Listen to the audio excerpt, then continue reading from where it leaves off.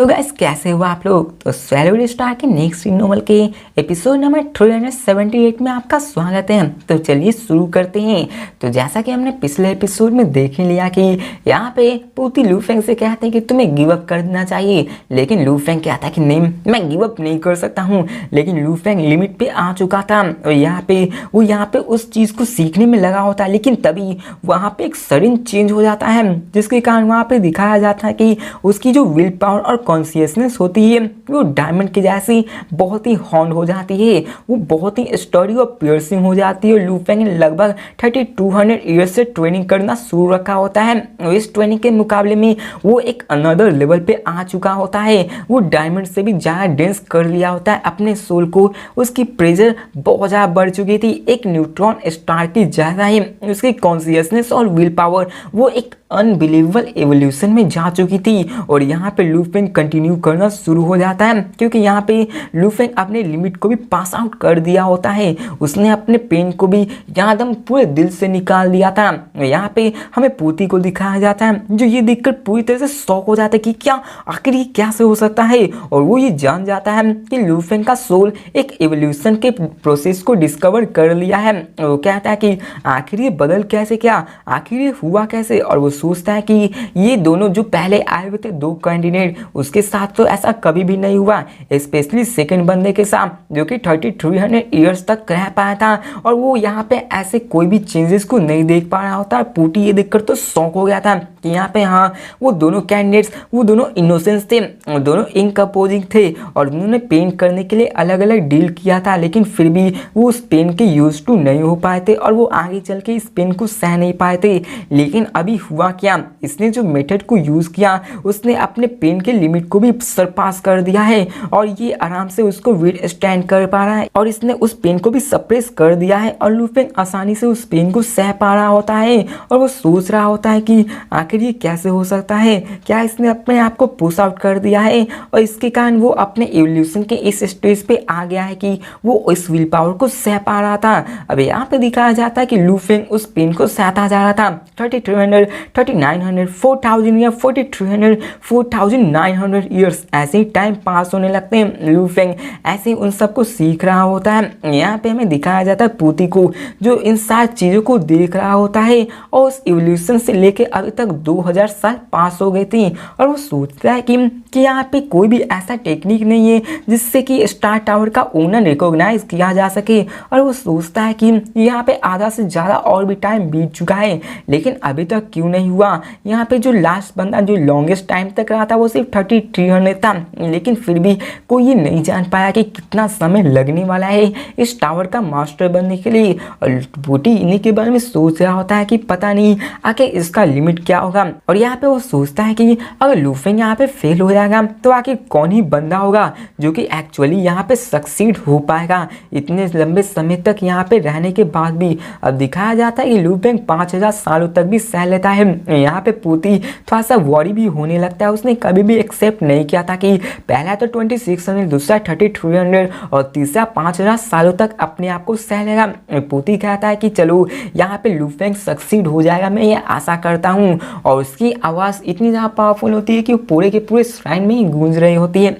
फिर यहाँ पे हमें virtual universe black dragon mountain 9 star पे का सीन दिखाया जाता है, जहाँ पे एंशिएंट कंस्ट्रक्ट में होता है और वहाँ पे लू फेंग की फैमिली रहती है यहाँ पे बताया जाता है कि यहाँ पे लू फेंग की फैमिली भी एक बहुत बड़े फैमिली में बन चुकी थी। वो गानू यूनिवर्स के कंट्री लीडर की फैमिली इतनी बराबर कर दी थी और फैमिली पावर भी बहुत ज़्यादा बढ़ चुकी थी। यहाँ पे दिखाया जाता है जियोजिन को, जो कि अपने दोनों बेटों के साथ वहाँ पे आती है और जबकि लू फेंग यहाँ पे नहीं होता तो मोस्टली लू फेंग का ओल्डेस्ट सन लुओ पिंग ही सब चीज़ को हैंडल कर रहा था और जितने भी इंपॉर्टेंट मैटर्स होते हैं वो जियोजिन ही सब चीज़ संभाल रही होती है। अब जियोजिन की इस फैमिली में सबसे स्पेशल पोजीशन है, क्योंकि हो न भी क्यों ना हो, क्योंकि वो फैमिली लीडर की वाइफ जो है। या फिर यहाँ पे हमें दिखाया जाता है जियोजिन को, जो कि अभी पिंग हाई कंपनी की CEO होती है। इस 10,000 सालों में उसकी पोजीशन और अथॉरिटी बहुत ही ऊपर तक जा चुकी होती है। नॉर्मल बंदे तो उसके सामने सर उठाकर भी नहीं देख सकते हैं, लेकिन फिर भी उनके चेहरे पे थोड़ी सी वॉरी रहती है। या फिर हमें यहाँ पे दिखाया जाता है उसके वर्चुअल असिस्टेंट को, जहाँ पे वो कहते हैं मास्टर ये एक लेटर है फैमिली लीडर के द्वारा। तो ये सुनकर जियोजिन वहीं पे रुक जाती और वो कहती है मेल। तो यहाँ पे वो थोड़ा सा सरप्राइज भी होती है और खुश भी होती है। अब यहाँ पे चाहे कितना भी वो काम रहने की कोशिश क्यों न करे, वो यहाँ पे बहुत ही खुश थी और वो जानती थी कि यहाँ पे जरूर कुछ न कुछ इम्पोर्टेंट होने वाला है। वो यहाँ पे जानती थी कि लू फेंग यहाँ पे 6000 सालों से गायब ही हो गया था। यहाँ पे वो किसी भी तरीके से उससे कांटेक्ट नहीं कर पा रही थी। आखिरकार जियोजिन यहाँ पे वॉरी क्यों नहीं होगी। यहाँ पे बताया जाता है कि इन वर्ल्ड ऑफ वॉरियर्स में 6000 सालों तक अगर किसी का भी न्यूज़ ना आए तो मतलब यही हुआ ना कि वो बंदा मार जा चुका है। लेकिन लकली यहाँ पे लू फेंग ने अपने फैमिली के लिए मैसेज रख दिया था, जिसके कारण उसके फैमिली के पास लगातार मैसेज जा रहे होते हैं। इसी कारण उसके फैमिली चिंता नहीं कर पा रही थी। अब यहाँ पे जियोजिन को दिखाया जाता है जो कि बहुत ही खुश होती है। उसके बगल में ही दो लेडीज होती है जो कि बात करने लगती है कि हमने आज तक मैम को इतना खुश होते हुए नहीं देखा है। यहाँ पे जियोजिन बड़ी खुशी के साथ वो मेल को पढ़ने लगती है और यहाँ पे वो जानती थी कि सब चीज़ सही होगा। जैसे ही वो मेल को पढ़ती है उसकी स्माइल और भी बढ़ जाती है और ऐसा लग रहा था कि जैसे उसके हाई स्कूल के इवेंट्स के जैसा हो, उसके अपने बचपन के दिनों की याद आ जाती है। अब वो मेल को पढ़ना स्टार्ट कर देती है, लेकिन तभी वो जैसे ही मेल को पढ़ती है वो पूरी तरह से शॉक हो जाती है। उसे विश्वास नहीं होता, उसके एक्सप्रेशन चेंज होने लगता है और वो सोचने लगती है, उसकी पूरी की पूरी बॉडी कांपने लगती है। वो कहती है नहीं नहीं ऐसा नहीं हो सकता है और वो वहाँ पे जोर से चिल्लाकर कहती है कि नहीं ऐसा नहीं, मैं ये नहीं मान सकती। अब ये देखकर वो जो दो लेडीज होती है वो शॉक हो जाती है कि आखिर यहाँ पे हुआ क्या है। अब वो दोनों जियोजिन के पास जाने लगती है और तभी वहाँ पे हमें दिखाया जाता है कि लुओ पिंग और लुओ हाई भी आ जाता है, जिनके एक्सप्रेशन भी थोड़े से खराब होते हैं और उन्होंने भी वो मेल को पढ़ लिया होता है। अब जियोजिन उन दोनों लेडीज को वहाँ से जाने के लिए बोलती है और कहती है कि यहाँ पे कोई भी नहीं आ सकता। तो यहाँ पे हमें बताया जाता है कि वो दोनों लेडीज असल में जियोजिन की पर्सनल स्टाफ होती है। अब इसके बाद वो सब वहाँ से चले जाते हैं और यहाँ पे लुओ पिंग और लुओ हाई भी होते हैं और यहाँ पे वो कहते हैं कि क्या डैड वो सच में। अब यहाँ पे जियोजिन अपने दोनों बेटों को वहाँ पे गले से लगा लेती है और उसके आंखों से भी आंसू निकलने लगते हैं। अब यहाँ पे मेल एक ऐसा होता है जो कि लू फेंग के द्वारा भेजा गया होता है, जबकि उसने लाइफ और डेथ इनहेरिटेंस को लेना शुरू किया होता है। उसने पहले इस मेल को भेज दिया होता है। अब यहाँ पे लू फेंग ने सोचा होता है कि पहला कैनियन जो कि 2600 ईयर्स तक और दूसरा जो कि 3300 ईयर्स तक सहा था, और अगर यहाँ पे लू फेंग ने एक्सेप्ट किया था कि अगर यहाँ पे वो लास्टली 4000 सालों तक ही सह पाएगा, वो इस प्रोसेस को सह पाएगा और ये प्रोसेस बहुत ही लंबा होने वाला है। और उसने कई सारे मेल्स को भी पहले ही छोड़ दिया था और लू फेंग ने कभी भी एक्सेप्ट नहीं किया था कि वो 6000 सालों तक भी रह पाएगा। और जबकि यहाँ पे 2607 से भी ज़्यादा बीत चुके हैं और वो सोचता है कि अगर यहाँ पे मैं सक्सीड नहीं हो पाया तो यहाँ पे मैं इस मेल से रेड आउट हो जाऊँगा, लेकिन अगर यहाँ पे मैं फेल हो गया तो मेरे पास कुछ ना कुछ तो होना चाहिए जिससे कि सबको पता चल जाए। आखिरकार यहाँ पे मैं फेल हो गया तो यहाँ पे मेरी वर्चुअल यूनिवर्स कनेक्शन भी शट डाउन हो जाएगी और प्राइमरी केओस सिटी भी मेरे बारे में नहीं जान पाएंगे कि मैं मरा हूँ या फिर नहीं। यहाँ पे वो इन्हीं सब के बारे में सोच रहा था और वो सोचता है कि अभी जियोजिन की जो लाइफ स्पैन है वो ऑलमोस्ट 10 मिलियन ईयर्स के बराबर हो गई है और मैं आगे चलकर रिवाइव भी हो सकता हूँ, तो मुझे इतना परेशान होने के लिए जरूरी नहीं है। लेकिन लू फेंग चिंतित तो था ही और वो बिलीव करता था कि अगर यहाँ पे वो फेल भी हो गया और इवेंचुअली वो टीचर के द्वारा रिवाइव भी हो गया तो इसके साथ वो यहाँ पे 10 मिलियन ईयर्स के अंदर तो रिवाइव हो सकता है। लेकिन उसकी वाइफ का क्या, उसके बेटी, इन सब के बारे में क्या, वो इन्हीं सब के बारे में सोच रहा होता है और पहले से ही एडवांस मेल को यहाँ पे बना के रखा होता है। अब देखा जाए तो लू फेंग मरा नहीं होता है, बल्कि असल में लू फेंग ने एक पहले से ही एक मेल को तैयार किए हुए था ताकि वो पहले से ही भेज दे। लू फेंग ने एक्सेप्ट किया था कि वो 4000 साल तक टिक पाएगा और अभी 6000 साल हो गए तो एक मेल चला गया कि वो डेड हो गया है। फिर हमें जियोजिन को दिखाया जाता है जो कहते कि नहीं ऐसा नहीं हो सकता, तुम्हारे डैड ने ये वादा किया था कि वो फ्यूचर में लौट कर जरूर आएंगे। यहाँ पे 1000 साल या फिर 10,000 या फिर मिलियंस ऑफ ईयर्स से क्यों ना बीत पाए, यहाँ पे यहाँ पे हम लोग इंतजार करेंगे। अब लुओ पिंग और लुओ हाई भी शॉक हो जाते हो, क्या कहते डैड। अब जियोजिन भी यहाँ पे दर्द में होती है, उसे विश्वास नहीं हो रहा होता। जिसके बाद वो कहती है चलो हमें अपने ग्रैंड पेरेंट्स से जाके मिलना होगा। फिर हमें दिखाया जाता है थोड़ी देर बाद का सीन, जहाँ पे वो फाइनली लुओ होंग गुओ और गोंगजिन लैंड से मिलते हैं, जो कि असल में लू फेंग के फादर और मदर होते हैं। फिर यहाँ पे वो सभी उस मेल को पढ़ लेते हैं। अब देखा जाए तो पूरा का पूरा लुओ फैमिली ही लू फेंग के द्वारा ही सपोर्ट किया गया था, और ह्यूमंस भी जो अर्थ पे मौजूद है उनके लिए भी ऐसा ही था, वो पूरे के पूरे लू फेंग के द्वारा ही सपोर्ट किए गए थे। और यहाँ पे लू फेंग मारा गया तो यहाँ पे कोई भी गानू यूनिवर्स के यहाँ पे उसके साथ खड़ा होने के लिए नहीं आएगा, और पिलर फेल हो गया तो यहाँ पे उसको फैमिली को कोई भी नहीं बचा सकता। अब गोंजिन लैंड को दिखाया जाता है, जिन्हें विश्वास नहीं होता कि लू फेंग मारा गया, यहाँ पे उन्हें विश्वास ही नहीं हो रहा होता है। नहीं, ऐसा नहीं हो सकता। अब जियोजिन भी कहते हैं कि हमारी लुओ फैमिली अर्थ ये बहुत ही बड़े ह्यूज क्राइसिस में आने वाले हैं। अब सब लोग जियोजिन की तरफ ही देख रहे होते, जहाँ पे जियोजिन उससे कहती है कि लू फेंग ने यहाँ पे अकाउंट नंबर और पासवर्ड को छोड़े हुए हैं, जिसमें कि लुओ फैमिली के लिए बहुत ही बड़े अमाउंट में सम को वेल्थ को छोड़ा गया है, जो कि बहुत ज़्यादा है। और यहाँ पे उसने कभी भी एक्सेप्ट नहीं किया था कि इस बैंक अकाउंट में लगभग 50 बिलियन मिक्स्ड एलिमेंट्स मौजूद हैं, और ये एक अनबिलीवेबल सम है। पूरे के पूरे गानू यूनिवर्स को भी देख लिया जाए तो उनके लीडर के पास भी इतनी संपत्ति नहीं होगी। जिसके बाद जियोजिन सबसे कहते हैं कि सब लोग जल्दी करो, हमें इन सबसे डील करने के लिए रेडी होना चाहिए, क्योंकि उसे पता था कि अगर लू फेंग सच में यहाँ पे मारा जा चुका है तो उसकी फैमिली जरूर टारगेट की जाएगी और उसके पूरे फैमिली को मिटाया जा सकता है। जिसके बाद वो कहती है कि मैं अभी यहाँ पे लू फेंग के टीचर ट्रुयान से जाके बात करने जा रही हूँ। जिसके बाद वो सब लोग इसके लिए तैयारी करने लगते हैं, और अब फिर हमें सीन चेंज कर दिखाया जाता है जियोजिन को, जो कि यहाँ पे वर्चुअल यूनिवर्स कंपनी की एक कोर मेंबर बन चुकी थी, और उसके कनेक्शन के मुताबिक वो आराम से ट्रुयान्स के नंबर को ले पाती है और वो क्विकली उनसे कांटेक्ट करने लगती है। यहाँ पे हमें ट्रुयान्स को पता चल जाता है जियोजिन से हर एक चीज़ के बारे में, जिसको देखकर तो वो भी शॉक हो जाते हैं कि क्या। अब यहाँ पे जियोजिन और बाकी सब ये ट्रुयान ये एक एब्सोल्यूट वॉरियर्स है यूनिवर्स में। अब यहाँ पे वो सब चीज़ समझ जाते हैं, और वो समझ जाते हैं कि जियो फैमिली पे जरूर न कुछ यहाँ पे होने वाला है। यहाँ पे वो कहता है कि आखिर ये कैसे हो सकता है। जिसके बाद ट्रुयान अर्जेंटली कहते हैं कि मैं यहाँ पे प्राइमरी के उस सिटी लीडर से मिलने जा रहा हूँ। तो जियोजिन कहती है कि मुझे माफ़ करिएगा आपको परेशान करने के लिए। तो ट्रुयान कहते हैं कि मैं उसका टीचर हूँ और मेरे यहाँ पे हक बनता है। जिसके बाद वो इमीडिएटली वर्चुअल यूनिवर्स से डिस्कनेक्ट हो जाते हैं, और फिर हमें सीन चेंज कर प्राइमरी के उस सिटी को दिखाया जाता है, जहाँ पे ट्रुयान सिटी लीडर के रेजिडेंस की और चले जाते हैं उनसे विजिट करने। और यहाँ पे हमें बताया जाता है कि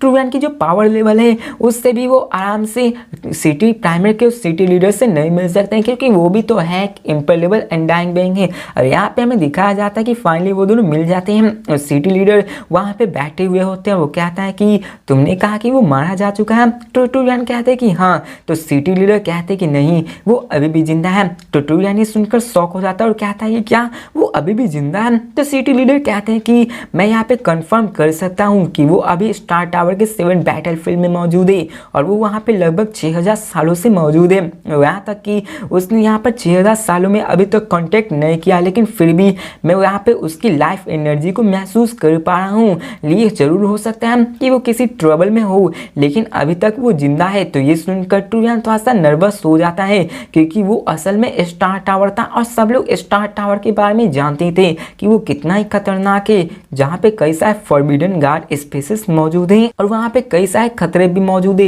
यहाँ तक कि यूनिवर्स मास्टर भी वहाँ पे मेसअप नहीं कर सकते हैं। फिर हमें सीन चेंज कर फाइनली स्टार टावर का सीन दिखाया जाता है, जहाँ पे कई सारे काउंटलेस सील स्टार्स मौजूद होते हैं, और लू फेंग वहीं पे बैठा हुआ होता है। लू फेंग की पूरी बॉडी कांप रही होती है, उसके पूरे बॉडी से खून निकल रही होती है, और लू फेंग की जो बॉडी थी वो सेक्टर लॉर्ड लेवल्स की थी, जिसके कारण वो अपने बॉडी को थोड़ा थोड़ा रीजनरेट तो कर पा रहा था, और उसकी मेन कोर से नेवर एंडिंग एनर्जी मिल रही थी, जिसके कारण वो रिकवर कर पा रहा था। लेकिन फिर भी वो ब्लीड कर रहा होता है, उसके बॉडी से खून निकल रहा होता है, इतने सारी रिकवरी होने के बावजूद भी।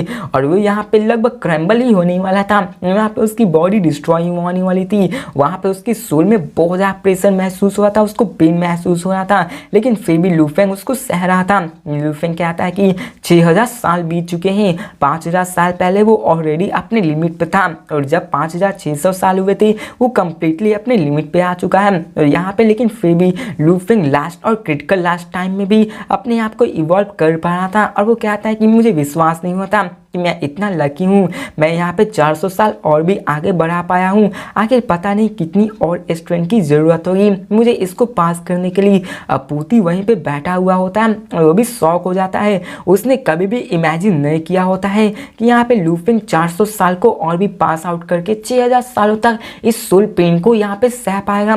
फिर यहाँ पे हमें बताया जाता है कि लूफिंग की जो पेन लिमिट होती है वो लिमिट पे आ चुकी होती है। लूफिंग इसको जहाँ सप्रेस नहीं कर पा रहा होता है और लूफिंग यहाँ तक कि 20 गॉड पाथ को भी नहीं पढ़ पा रहा होता है।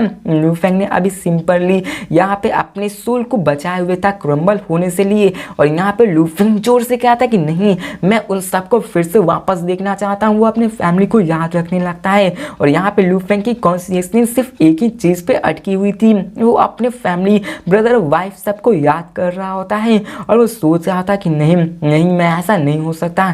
और वो आखिरी पॉइंट पे भी अपने फैमिली के बारे में याद कर रहा होता है और कहता है मैं विश करता हूँ, मैं रियली विश करता हूँ। और दिखाया जाता है कि उसकी सोल यहाँ पे क्रम्बल होना स्टार्ट हो जाती है, लेकिन यहाँ पे एक फॉर्मलेस विल पावर उसको बांधे हुई थी। यहाँ पे ऐसी वो टूट रही होती है, लेकिन एक फॉर्मलेस विल पावर उसको जोड़े रख रही होती है और यहाँ पे उसकी सोल एकदम क्रम्बल होने वाली होती है। लूफिंग आखिरी समय में कहता है कि मैं विश करता हूँ कि मैं तुम सबको फिर से देख सकूं। और यहाँ पे हमें दिखाया जाता है कि वो लगभग यहाँ पे सोल खत्म ही होने वाली थी। और अब फिर हमें सिंचन का पूती को दिखाया जाता है, जहाँ पे वो कहता है कि तुम अभी भी फाइट कर रहे हो जबकि तुम्हारी सोल ऑलरेडी क्रम्बल होने वाली है। बच्चे, तुम यहाँ पे बहुत ही थक चुके हो, तुम्हें गिव अप कर देना चाहिए। तुम्हारी जो अनबिलीवेबल पावर है ऐसे यूनिवर्स मास्टर, मैं यहाँ पे तुम्हें इस सोल को देख सकता हूँ। और यहाँ पर वो पोती लूफिंग के बारे में केयर भी करना शुरू कर दिए होते हैं और वो कहते हैं कि तुमने ऑलरेडी अपने 6000 सालों को इतनी स्ट्रगल में फेस कर दिया, पास कर दिया है,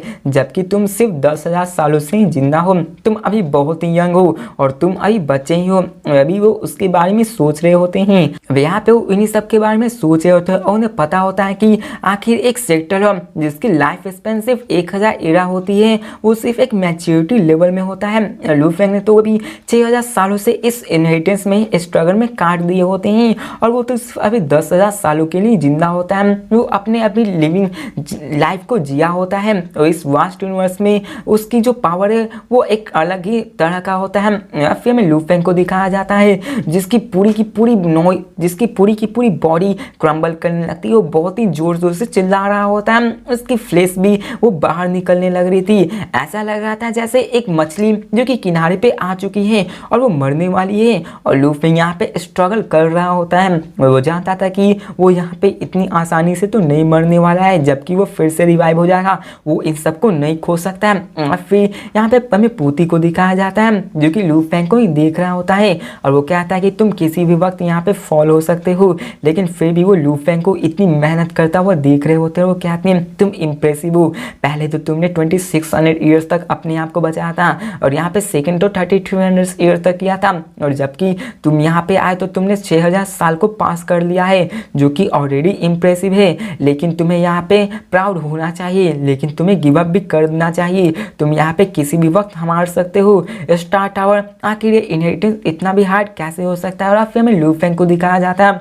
जो कि पूरी तरह से ब्लीड कर रहा होता है। क्या था स्टार टावर, आखिर इसकी इनहेरिटेंस इतनी ज़्यादा मुश्किल कैसे हो सकती है। फिर यहाँ दिखाया जाता है कि लूफिंग के लिए एक लाइफ चेंजिंग इवेंट हो सकता है। उसके पास इमोर्टल सोल है जो कि गोल्डन हॉर्न बीस्ट के साथ ही, और वो अपने गोल्डन हॉर्न बीस्ट के सोल के साथ ही फाइट कर रहा होता है। उन सबको रोके हुए था, इतना सह पा रहा था, लेकिन फिर भी लूफिंग जानता था कि वो यहाँ पे मरने वाला है। यहाँ पे किस्मत उसके साथ कभी भी पलट सकती है। वो अभी भी सह रहा था। वो यहाँ पे जीनियस बैटल का प्राइड था, अपने गानू यूनिवर्स का इन्वेस्टिगेटर था, प्राइमरी के उस सिटी लीडर का डिस्पर्स था। उसने कई सारे बंदों को मारा, सेक्टर लॉर्ड में रह के अनडाइंग बेइंग को मारा। वो उसका नाम ब्लेड रिवर एम्पर था, जहाँ पे चाहो तब ब्लेड रिवर एम्पर के ही नाम के डर फैले हुए थे। और लूफिंग इस पॉइंट पे आ चुका चुका था कि लू फेंग अगर यहाँ पे सक्सीड नहीं भी होगा तो वो फिर भी आगे जिंदा रह सकता है, लेकिन अगर यहाँ पे वो फेल हो गया तो आगे भी फेल हो जाएगा, क्योंकि लू फेंग के पास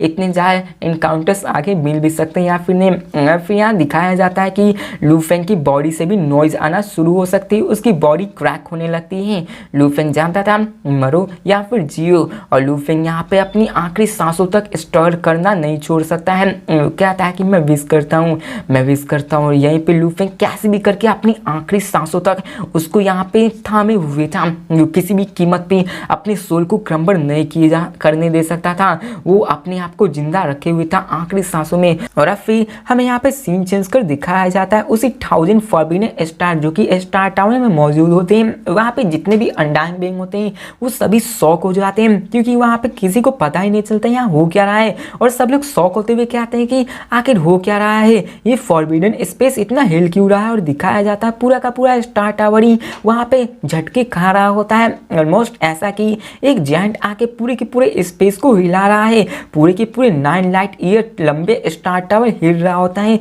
पूरा का पूरा 9 व्हीलफुल ही। ये कहना बहुत ही मुश्किल था कि आखिर यहाँ पे अनडाइंग को पता ही नहीं चल रहा होता कि हो क्या रहा है। और साइमल्टेनियसली हमें दिखाया जाता है कि वहाँ बाहर तो ऐसे हो रहा था, वहाँ पे चारों तरफ डेंजरस एरिया में से बहुत ही वास्ट एनर्जी निकल रही होती है।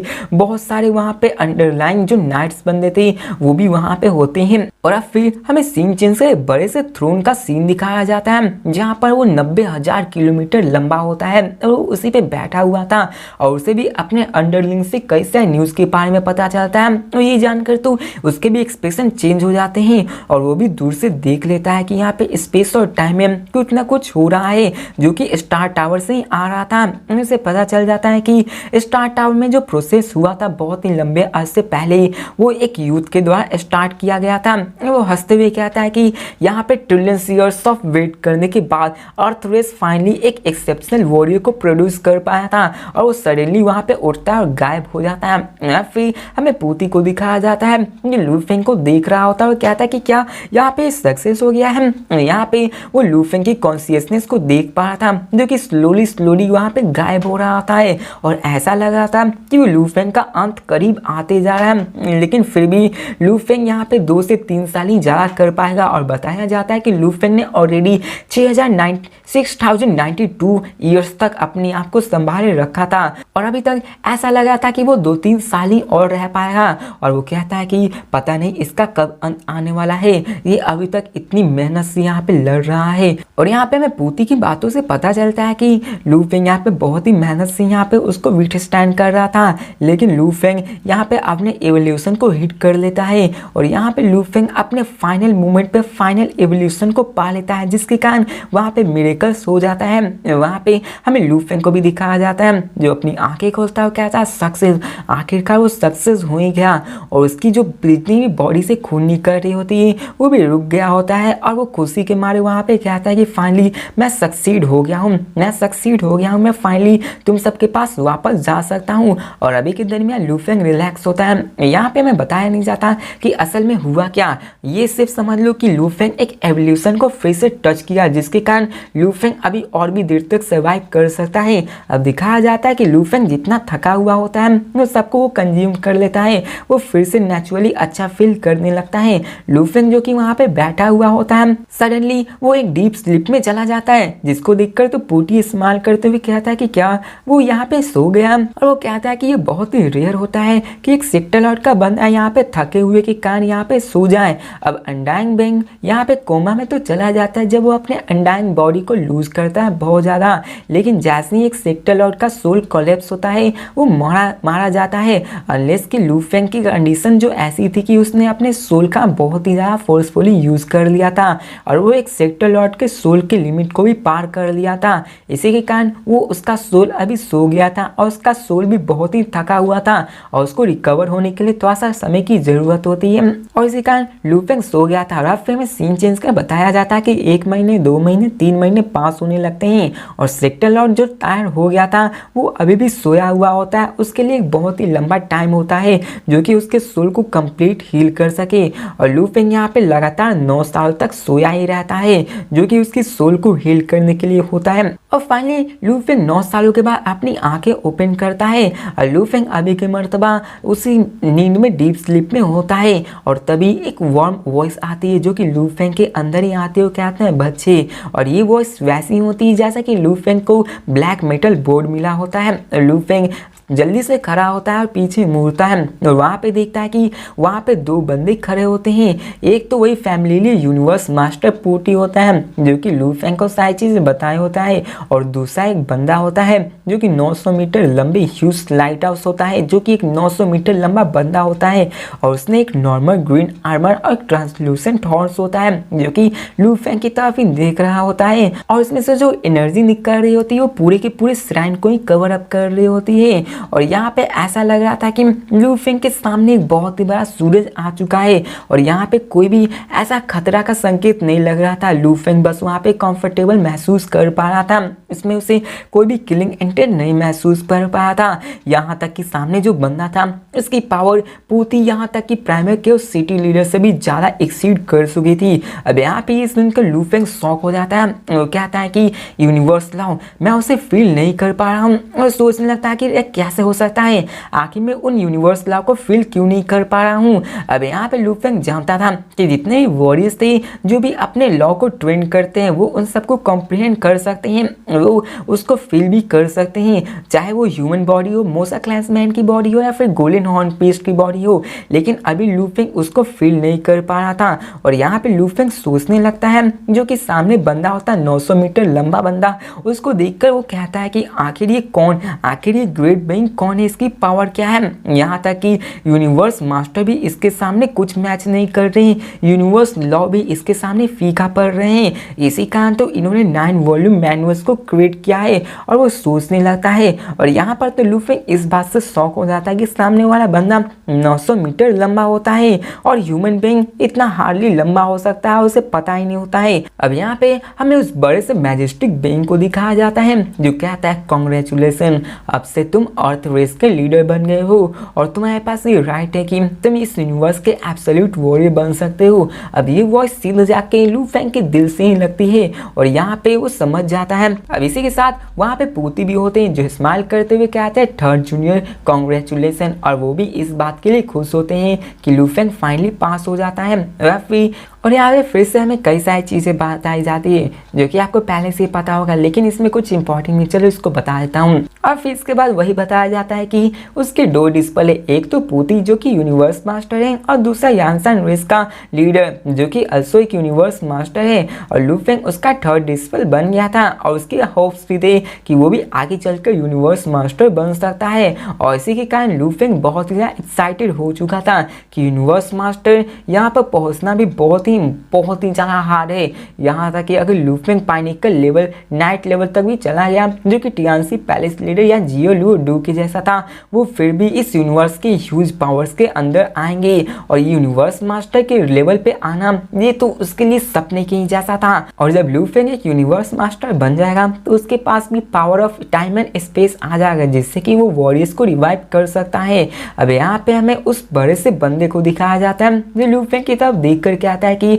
तुमने कई सारे हिडन टेस्ट को भी पास कर लिया है, यहाँ तक कि स्टार टावर टेस्ट को भी सरवाइव कर लिया है और अब से तुम मेरे डिस्पल हो और प्रोबेबली तुम मेरे आखिरी डिस्पल हो। तो ये सुनकर लू फेंग शॉक हो जाता है कि क्या आखिरी डिस्पल। अब उसने नहीं सोचा था कि वो यहाँ पे 3 ही डिस्पल बनाएंगे और यहाँ पे लू फेंग उसका आखिरी डिस्पल होगा। तो वो ग्रेट बीइंग लू फेंग की तरफ देखते हुए कहता है कि तुम्हारे सीनियर और तुम तो यहाँ पे सिर्फ यूनिवर्स की शुरुआत हो, मैंने यहाँ पे काउंटलेस प्लान बना लिए और यहाँ पे काउंटलेस अमाउंट ऑफ एफर्ट्स और यहाँ पे वेल्थ को पहले ही रखा हुआ है ताकि तुम दोनों के यहाँ पे आगे चल के पावरफुल बन सको। तो ये सुनकर लू फेंग स्टन हो जाता है कि क्या लार्ज अमाउंट ऑफ ट्रेडर्स। अब इसके बाद वो बीइंग फिर से कहता है कि यहाँ पे जैसे कि तुमने इस स्टार टावर को देखा, ये एक बिल्डिंग है जिसमें कि पूरे ह्यूमन रेस के लिए पूरी एनर्जी इसमें रखी हुई है। अगर तुम्हारे पास स्किल्स होंगे तो तुम भी ट्रेजर्स को बना सकते हो, लेकिन आखिर तुम कितने ही ट्रेजर्स को बना सकते हो। और वो पूती की तरफ देखने लगते हैं तो पूती भी कहता है टीचर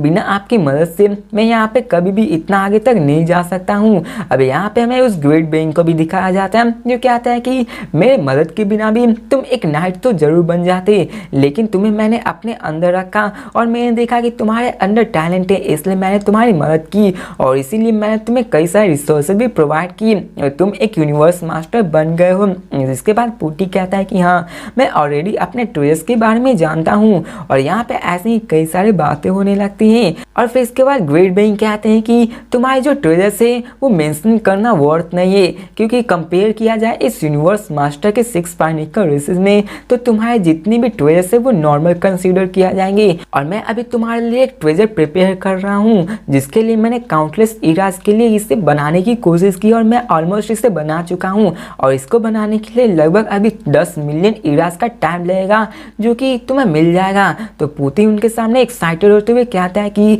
मैं यहाँ पे इसका इंतजार करूंगा और टीचर के लिए इसका धन्यवाद कहूंगा। अब यहाँ पे उन समय बातें होने लगती हैं। अब यहाँ पे लू फेंग भी सुन रहा होता है, जो ये सब सुनकर इम्ब्रास हो रहा होता है कि यहाँ पे ग्रेट बेइंग और उसके कुछ ही डिस्पर्स हैं जो कि बहुत ही पावरफुल हो चुके हैं। और यहाँ पे लू फेंग इन्हीं सब के बारे में सोच रहा होता है। यहाँ पे कई बकवास लिखी होती है जो कि वही सारे जीनियसेस इन सब के बारे में होती है, तो इसको मैं स्किप करता हूँ। इसके बाद वो ग्रेट बेइंग लू फेंग की तरफ देखता है और कहता है, लू फेंग तुम मेरे डिस्पर्स हो, लेकिन फिर भी तुमने अभी तक मुझे अपना टीचर नहीं बोला। तो लू फेंग यहाँ पे उसके सामने झुकता है और एक्साइटेड होकर चिल्ला कर कहता है, टीचर। अब यहाँ पे ग्रेट बेइंग को दिखाया जाता है, जो कि असल में अर्थ का ही फाउंडर होता है। वो यहाँ लू फेंग की तरफ देखता है और कहता है, ठीक है, और जबकि तुम मेरे यहाँ पे स्टूडेंट हो तो मैं तुम्हारी मदद करूंगा, क्योंकि तुम मेरे तो स्टूडेंट हो। जिसके बाद लू फेंग की तरफ देखते हो, कहते हैं कि मेरे पास 3 मेथड्स है जो कि मैं अपने डिस्पर्स को सिखाता हूँ। पहला तो ये है कि मैं उनके लिए बेस्ट रिसोर्सेज तैयार करता हूँ।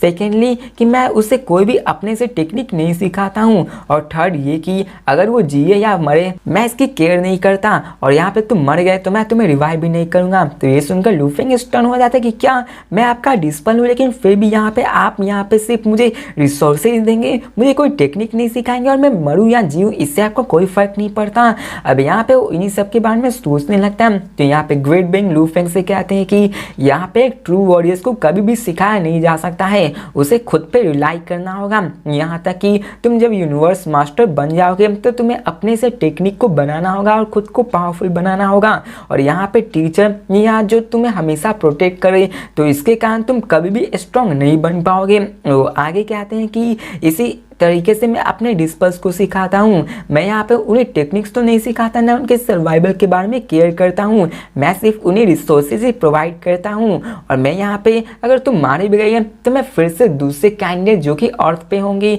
उनको चूज कर लूँगा और फिर से इन सारे टेक्निक को और ट्रेजर्स को उन सबको दूंगा। इसलिए तुम यहाँ पे आशा करता हूँ कि तुम जिंदा रहोगे और अर्थ के लीडर बने रहोगे। ये सीधा सीधा आवाज़ जाके लू फेंग के सोल से टकराता है और लू फेंग कहता है कि ठीक है, मैं समझ गया हूँ। अब यहाँ पे लू फेंग इन थ्योरी को अंडरस्टैंड कर गया था और वो जान गया था कि टीचर के पावरफुल रहने से कुछ नहीं होता है, टीचर उसे सिर्फ रिसोर्सेज ही प्रोवाइड करने वाले हैं। और लू फेंग को खुद से यहाँ पे पावरफुल होना होगा, हर एक चीज़ को सीखना होगा। जिसके बाद वो बेइंग लू फेंग के सीरियसली कहते हैं कि यहाँ पे एक्सटर्नल रिसोर्सेज इंपॉर्टेंट हैं, वो बहुत ही इंपॉर्टेंट है, लेकिन सेल्फ ट्रेनिंग भी और भी इंपॉर्टेंट है। और यहाँ पे तुम्हें अपने आप से ट्रेनिंग करके बेनिफिट लेना है। और वो ऐसी लंबी चौड़ी भाषण देने लगते हैं, जो कि मैंने बहुत ही पहले आपको समझा दिया है, जो कि खुद से ट्रेन करना है। अब इसी के साथ दिखाया जाता है मैं लू फेंग को, जो एक्साइटेड होते हुए कहता है कि मैं समझ गया, मैं यहाँ पे बेस्ट करूंगा। तो गाइस इसी के साथ ये वीडियो भी खत्म होती है। तो नेक्स्ट वीडियो में हम लोग जानेंगे कि यहाँ पे आके वो टीचर कौन है और लू फेंग कैसे बाहर निकलने वाला, लू फेंग की जर्नी क्या होने वाली है। तो मिलते हैं नेक्स्ट वीडियो में, तब तक के लिए बाय।